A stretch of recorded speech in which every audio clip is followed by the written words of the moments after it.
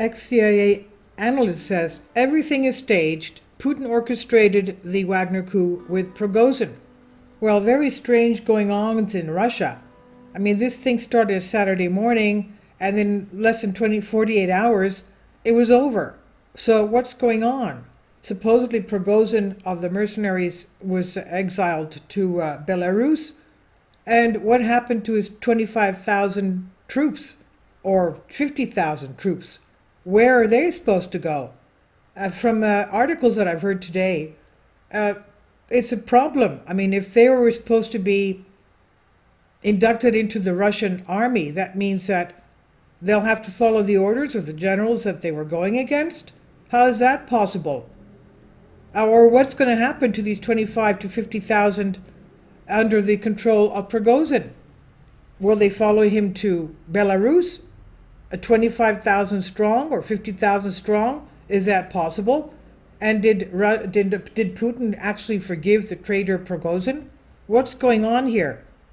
A former CIA analyst claimed Vladimir Putin orchestrated the whole coup with leader Yevgeny Prigozhin of the mercenary group in a classic false flag to try to make the West believe his military had been weakened. Rebecca Koffler told Fox News the coup was staged as a way for the Russian leader to bolster his political power and will eventually gain momentum, mobilize additional personnel, and reactivate his offensive in Ukraine. Progozin's forces moved from their camps in Ukraine to Russia on Friday and took over a regional military command in the southern city of Rostov-on-Don before advancing towards Moscow. Just as suddenly, the advance was called off on Saturday, and Russian state media reported that the Progozin's troops would return to Ukraine, while Prigozhin would flee to neighboring Belarus. So who's going to be controlling these, Prigozhin troops? Very strange going-ons. Again, what has changed from that in the last few hours? Did he suddenly decide to turn his troops around and make this deal? No, this is all staged, Koffler said, adding that Putin wants us to believe he is weak. Putin wants us to believe that he's weak, that there is a constant threat of a military uprising, Koffler claims.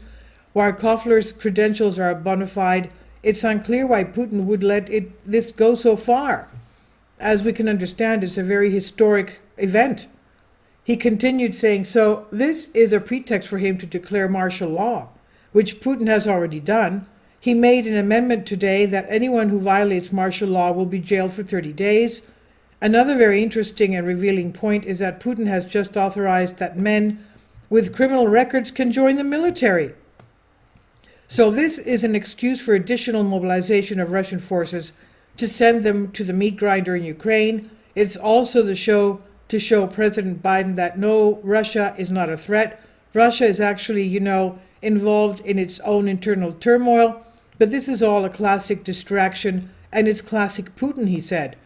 Prigozhin is not a stupid man. He's very intelligent ex-convict. He turned his life from a prisoner to a hot dog owner to the owner of a multi-million catering business that served the Kremlin, including Putin himself. The Kremlin faces a deeply unstable situation after this rebellion exposes the weakness of the regime, of Putin's regime, analysts warn. And this is from Crime Study. I've translated this for you from a Greek article.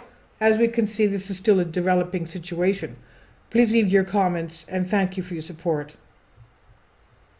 Please support my Patreon account. The daily posts are 5 videos daily, and they are totally different from what I have on my YouTube channel.